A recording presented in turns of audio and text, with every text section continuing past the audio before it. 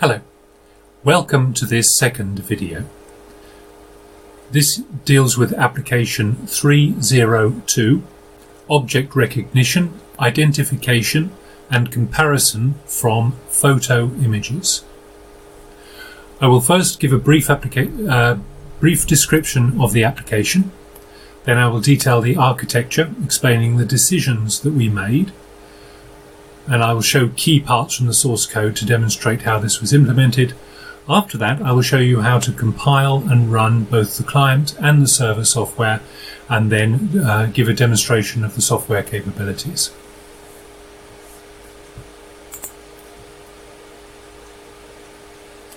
This application is to be able to detect and recognize and identify objects which are different between two similar photographs taken against a single solid color background. And we want to implement machine learning to learn to recognize unknown objects.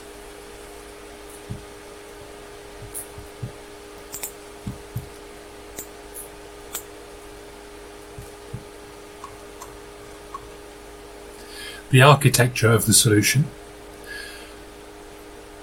We looked at operating systems first, and we started off with an Android-only solution. So we were thinking of running just on the phone without anything else. Well, after we implemented that and we started to test it,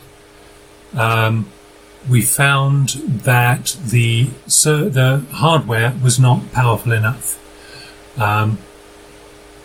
The reason we chose Android was that it's the most popular phone platform and best supported for software development by a large margin. We wanted the application to run on smartphones because of the convenience of having a platform which already has a good camera hardware and software to be able to easily take photos for image processing. In the end, we had to add a Linux server backend, because when we tested the Android-only solution, some smartphones didn't have enough CPU power and memory to run the computer vision algorithms at all. Simply it wouldn't start. Other more powerful phones could perform the image processing, but it was very slow. The backend server is architected to communicate through a standard REST API, which I'll show you in the software later. This makes testing very easy because we can just run back-end tests by pointing a browser at the server directly, and it will respond to the REST API just like any web page would. For computer vision software, we chose OpenCV. We looked at several computer vision systems, but OpenCV was the clear winner in both coverage of the available algorithms and existing usage in other projects. It's also free and open source, which proved vital in making sure it was reliable on both Android and Linux. There are some components in OpenCV which we do use, which are proprietary, but they are necessary to get decent performance out of it, and they still have no charge, but it isn't clear how they are covered with regard to patents. For programming language, we chose C++ 17 and Java. C++ because it's the fastest that there is. Also, with the new semantics in the modern versions of C++, it makes it very easy to maintain and to enhance the existing code. Our code is fully cross-platform. The server will run on any platform. It does not have to be Linux. It's just more convenient on Linux because all of this being open source, it's already available there. There's extra work involved in porting that stuff in compiling that stuff on another platform. We use Java for the user interface on Android because it's native to Android, and we have no requirements for high speed anymore on the user interface.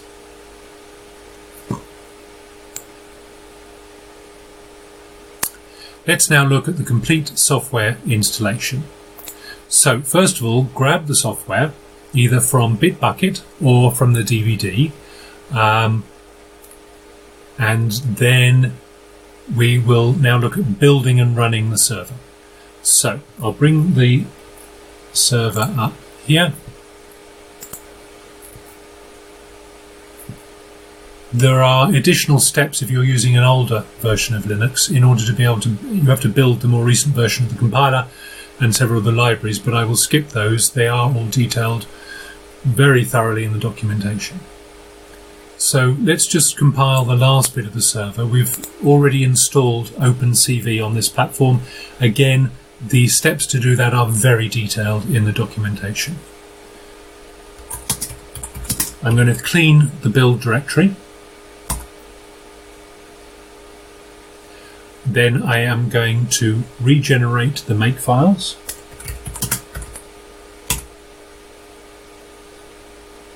This also tests to see what's available on the system.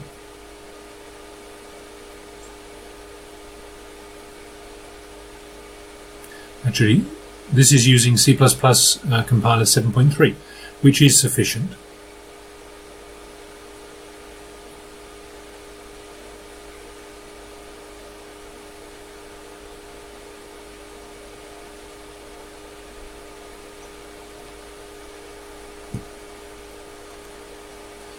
Okay, it'll take a couple of minutes to generate those files.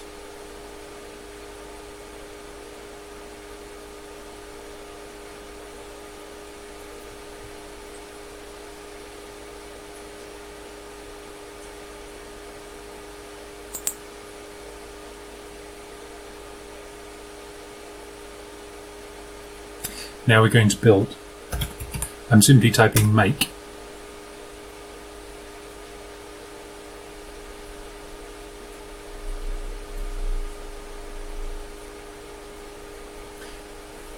This will build the server code. Let's have a look at that code while it's building. So we are in the directory just as before, the one that you will get if you check out from Bitbucket or if you copy from the DVD. Here we are on the second one, AIS 302, and you can see there's a number of directories because this includes the Java UI client as well as the server. Under the server directory, we have all of the code needed to build that. So it's building this right now. This is the server C++ source code. If you look through here, it's there's main, and here are the options which are produced if you ask for help from the program. Now, this is a REST server, and it listens on a port for various instructions which the browser can provide to it, because it's the same as any web server.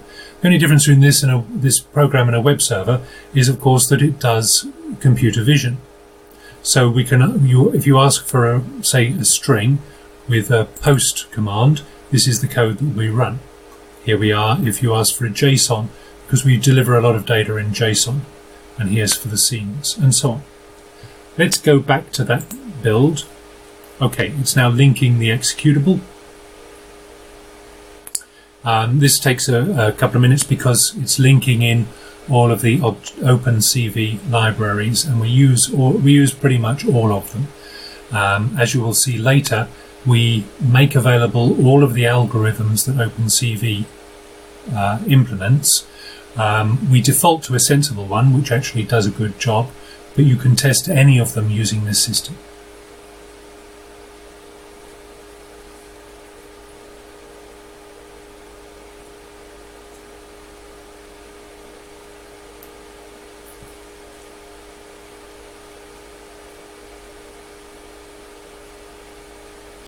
When the server is running, it will be listening on a port, obviously, which the Android client connects to directly, but we can also point a browser at it, which we will do in a minute, so you can see that you can make the same requests that the client makes just by typing into your browser.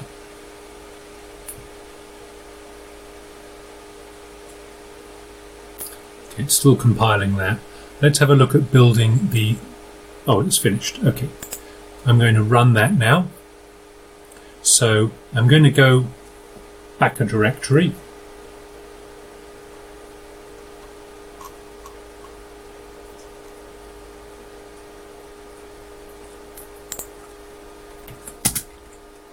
The reason I do that is we need to be in the directory where the www directory is, because can you see it there on the right? Because that's where we store all of the web files, because it is, among other things, a web server. Now let's run it. Just going to run it with AIS 302. Sorry. It's in the build directory. And we're going to put it on port 18080 because that's the one the outside world looks at. Oh yeah, if we do question mark, we get all of the options. But let's just run it on that port.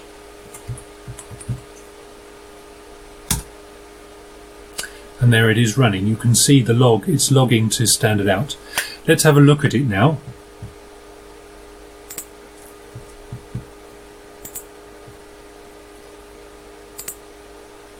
There it is. Now, we could just simply run some object recognition right here. It already knows a bunch of objects. Here they are. So there's the banana, and there's a box of something, and the pen jar. It has all of the algorithms that OpenCV supports. So all of these feature detectors, descriptor matchers, and different algorithms for matching up descriptors to features, and also various homography methods which we added on afterwards. They're not a part of OpenCV, in order to be able to get more reliable results out of the noise. So this is what you see if you use the server directly, but we're going to use the client. So let's go over now to Android Studio. Here you can see we're running Android Studio version 3.3.2. We had additional requirements on it because we were using C++ on the client, but now that we don't need to, because all of the high-speed stuff is offloaded to the server. So Android Studio just standard works. And let's build and run the application.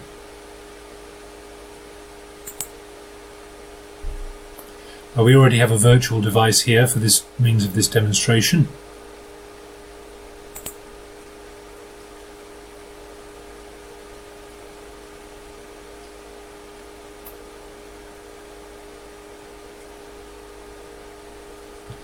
And our virtual machine should come up here. Okay.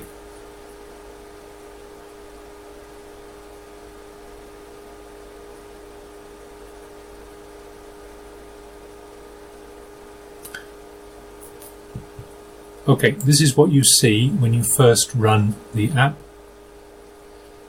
Now, what we can do is we can actually do some processing.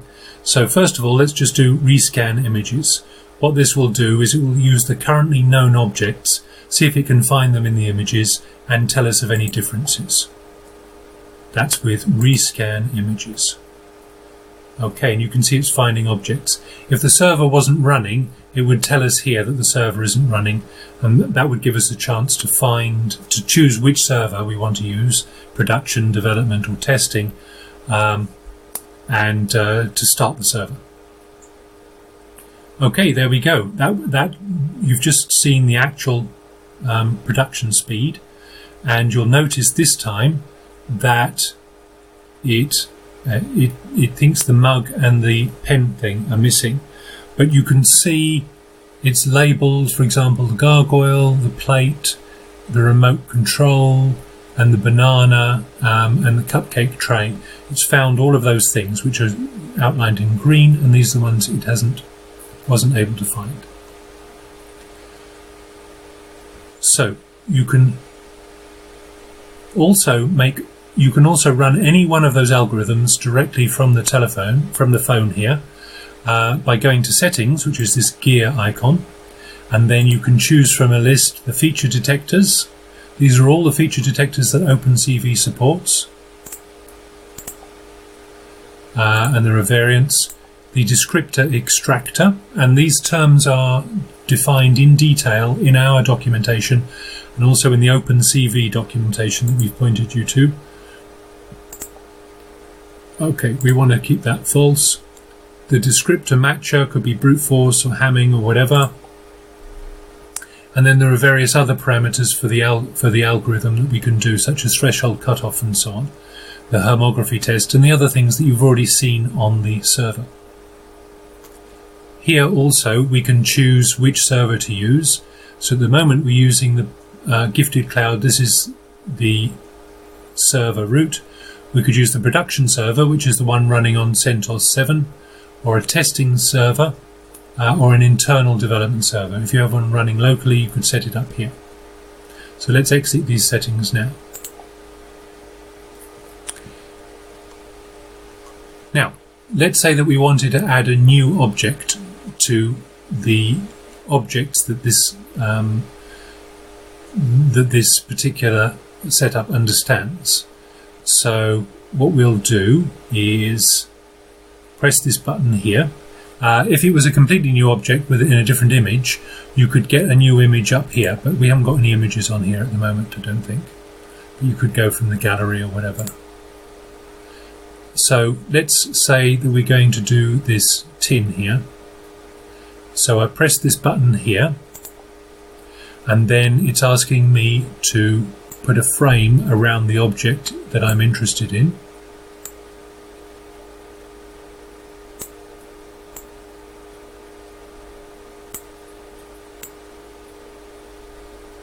Okay, and then I hit the next button. Now it's already tried to detect the edges and it's done a very good job, and it's outlined them in blue, but there are some from other objects that we want to exclude. So I'm now going to paint those out.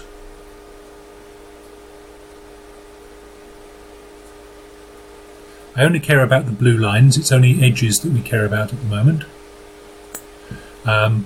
Though we will be looking, it will search for more features, but what we're defining here is called a convex hull for the object. That's a standard term in object computer vision, and it simply means a line which encloses the object, and it's convex, which means there's no in bits.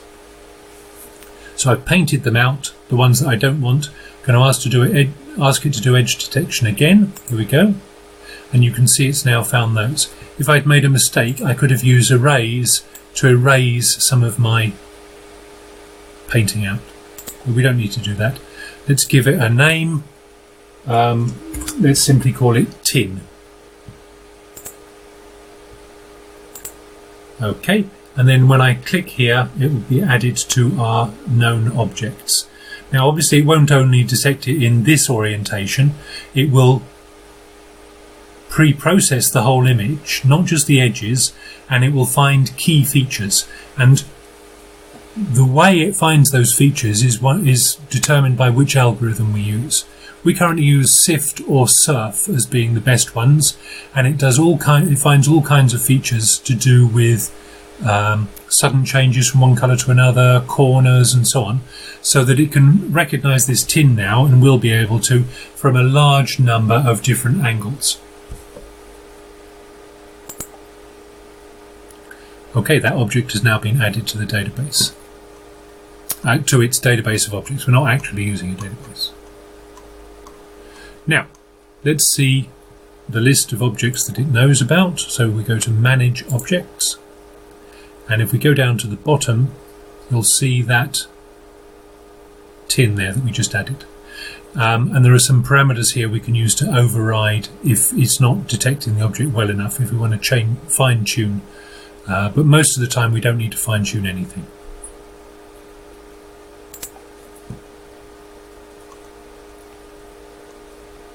I won't go into the details of all of the different algorithms. I'll simply say that the ones that we found that are best for this particular application of recognizing objects within images and finding which ones are there and which ones are absent are SIFT, that's SIFT, for both feature detector and descriptor extractor, a simple brute force descriptor matcher. We use ransack homography method, and we're using an average agglomeration method. Again, as I said, agglomeration and so on are things we've added to make the thing more reliable than OpenCV on its own. Okay, so I hope that's given a clear idea of how the system works and of the decisions that we made when we were writing the code, and how we have architected it. So thank you for watching the video. Goodbye.